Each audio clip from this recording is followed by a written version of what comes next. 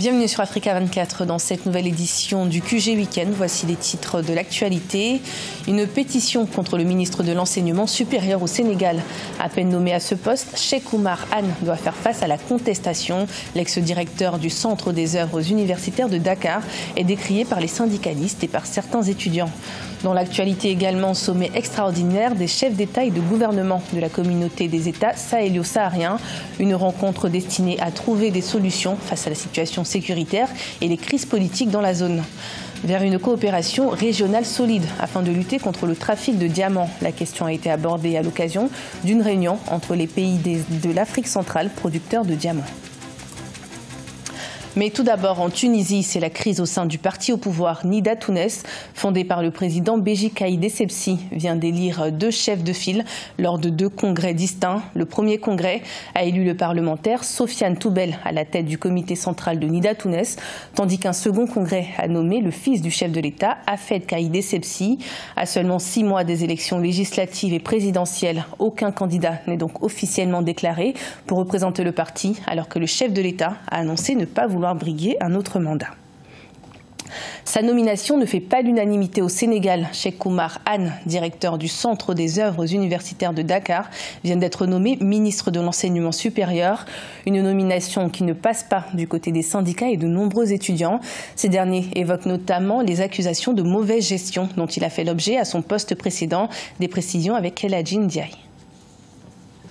L'entrée au gouvernement du désormais ex-directeur du Centre des œuvres universitaires de Dakar, Cheikh Oumar Anne, au département de l'enseignement supérieur, de la recherche et de l'innovation est décriée par les syndicalistes et certains étudiants. Le nouveau ministre a été épinglé par plusieurs rapports des corps de contrôle de l'État, notamment l'Office national de lutte contre la fraude et la corruption et de l'autorité de régulation des marchés publics pour mauvaise gestion du Centre des œuvres universitaires de Dakar. Vraiment, quand je suis que Cheikh Oumar Anne est devenu le nouveau ministre de l'Enseignement supérieur. Vraiment, j'ai appris cette information avec un cœur meurtri. Et quand un responsable public est épinglé pour mauvaise gestion par un corps de contrôle, le minimum, c'est qu'on ne promeut pas ce responsable-là. Ça, c'est le commentaire et l'appréciation que l'on fait. Le minimum, c'est qu'on attend qu'au moins une enquête indépendante blanchisse ce responsable-là des fautes présumées de mauvaise gestion qui sont portées à son encontre. À l'UCAD, ce n'est pas tous les étudiants qui contestent le nouveau ministre Cheikh Oumar Anne. Selon certains, le professeur Cheikh Oumar Anne est apte à diriger le département que lui a confié le président de la République, Macky Sall. Nous sommes convaincus que le choix du président a été très bien réfléchi. Donc Cheikh Oumar Anne peut gérer plus qu'un ministère, surtout un ministère de l'enseignement supérieur. Le nouveau ministre de l'Enseignement supérieur doit désormais faire face aux différentes revendications, que ce soit l'achèvement de toutes les infrastructures universitaires, le financement adéquat de la recherche, le recrutement d'au moins 500 enseignants-chercheurs par an et l'augmentation des budgets des universités. Lors d'un sommet extraordinaire à N'Djamena au Tchad, les chefs d'État et de gouvernement de la communauté des États sahélo-sahariens ont examiné les situations sécuritaires et les crises politiques qui se déroulent dans la région, les menaces terroristes dans le bassin du lac Tchad et dans certains États de la CEDEAO, ainsi que les affrontements en Libye et la transition politique au Soudan ont constitué l'essentiel des échanges entre les chefs d'État. Mahamat Ramadan, notre correspondant au Tchad, commenté par Nelly Claude Bessa. Le sommet extraordinaire des chefs d'État et de gouvernement de la communauté des États sahélo-sahariens s'est déroulé ce 13 avril 2019 à N'Djamena, la capitale tchadienne. Les défis sécuritaires dans le bassin du lac Tchad et dans l'espace CEDEAO, ainsi que la crise libyenne et la question de la transition du pouvoir au Soudan ont constitué les principaux enjeux du sommet. Bon nombre de pays de l'espace sahélo-saharien sont en butte à la menace terroriste de plus en plus grandissante, trafic illicite en tout genre, sans compter les conflits armés. La situation qui prévaut actuellement dans certains pays de la CEDEAO et du bassin du lac Tchad, ainsi qu'en Libye, constitue une source de grave préoccupation pour notre communauté et pour chacun de nos États. Les chefs d'État et du gouvernement de la communauté des États sahélo-sahariennes ont réaffirmé leur volonté de redynamiser et d'assigner une nouvelle feuille de route à leurs institutions communautaires en vue de faire face aux défis actuels de développement économique et la stabilité sécuritaire.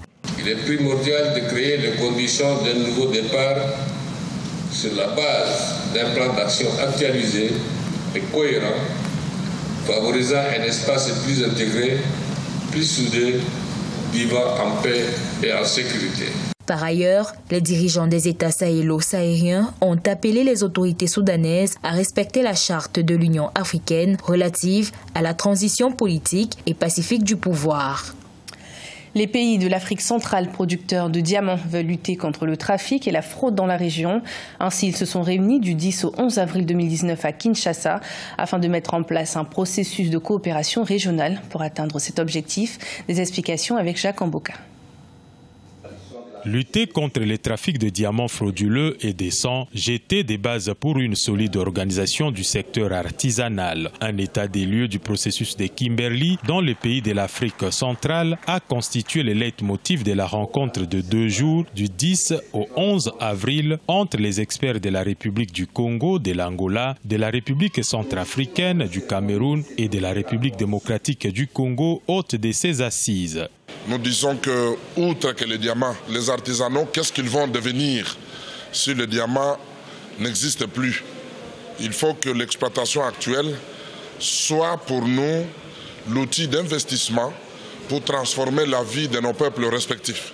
Plusieurs autres pays, membres du processus de Kimberley, ont apporté leur expertise à cette initiative de coopération régionale en Afrique centrale pour une traçabilité du diamant produit dans la région. Dans ces secteurs dominés par les pratiques artisanales, le Conseil mondial des diamants salue les recommandations, notamment celle de la prise en compte des défis inhérents à la production artisanale.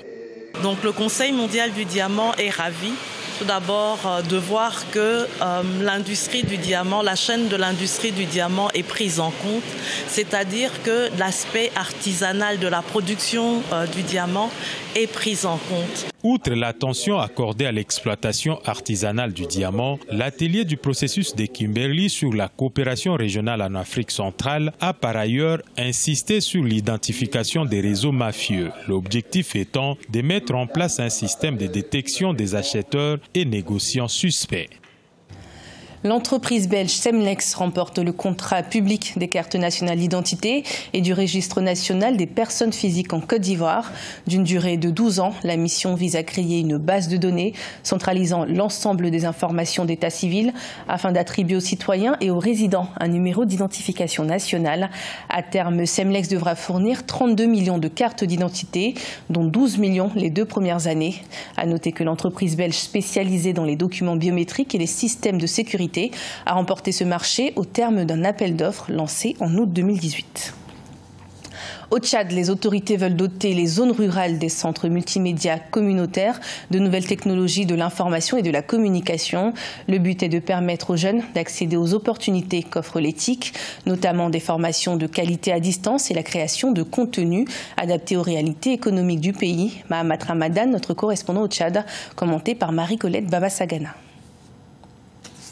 Au Tchad, le gouvernement veut interconnecter les villes aux zones rurales grâce à la construction des centres multimédia communautaires. L'objectif est de désenclaver certaines régions du pays qui ne sont pas desservies par les opérateurs de téléphonie mobile et les fournisseurs d'Internet pour des raisons économiques et commerciales. Dans le cadre du service universel, permettre aux jeunes qui se trouvent un peu dans des zones isolées d'accéder un peu à un certain nombre de structures de technologies de l'information et de la communication.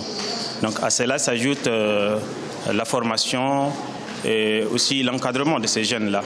Le taux de pénétration de l'Internet au Tchad est estimé à 12% en 2018 et environ 30% du territoire national n'a pas accès de façon optimale à l'Internet. Par ce projet, l'Agence de développement des technologies de l'information et de la communication veut porter à 30% la couverture nationale en Internet d'ici 2021. Le Tchad, dans son ensemble, doit tirer le maximum de profit des opportunités qu'offre le TIC.